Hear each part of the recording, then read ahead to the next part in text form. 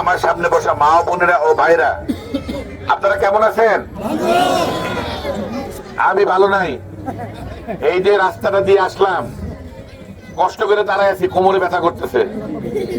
রাস্তার এই অবস্থা হইতে পারে? আপনার তো অবস্থা, আপনারা বর্ষাকালে কেমনে চলাফেরা করেন আমি জানি না।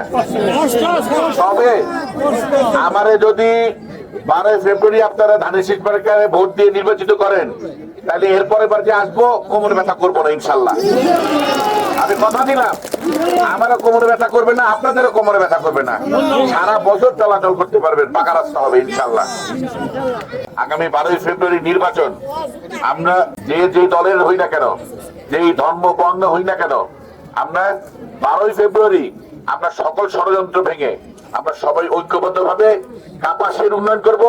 কাপাসের উন্নয়নের জন্য আপনারা যেমনি ব্রিগেডিয়ার হান্নান থেকে ধানের শীষ প্রচারে ভোট দিয়ে নির্বাচিত করছিলেন 35 বছর আগে, আমি তার ছেলে শাহরিয়াজুল হান্নান, আমাকেও ধানের শীষ প্রচারে ভোট দিয়ে কাপাসিয়া থেকে সংসদ সদস্য করলে ইনশাল্লাহ এই রাস্তা খালি না, কাপাসের উন্নয়ন। আমার বাবা যেমন বিপ্লব ঘটাইছিল, কলকারখানা করে মাদক মুক্ত কাপাসে করে কৃষকদের জন্য কৃষক কার্ড দিয়ে কাপাসে উন্নয়নের বিপ্লব ঘটানো হবে ইনশাল্লাহ।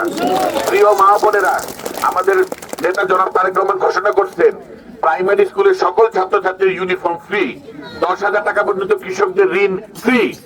এরকম আরো অনেক আমার মা ও বোনদের জন্য বিনা জামানতে ঋণ দেওয়া হবে। আমাদের ভাইদের জন্য বহু আপনার চিকিৎসা ব্যবস্থা, শিক্ষা ব্যবস্থা অনেক আমাদের চেয়ারম্যান জনাব তারেক রহমান ঘোষণা করছেন। আমি তার প্রতিনিধি হিসেবে ধানের শীষ মার্কায় ভোট করতেছি।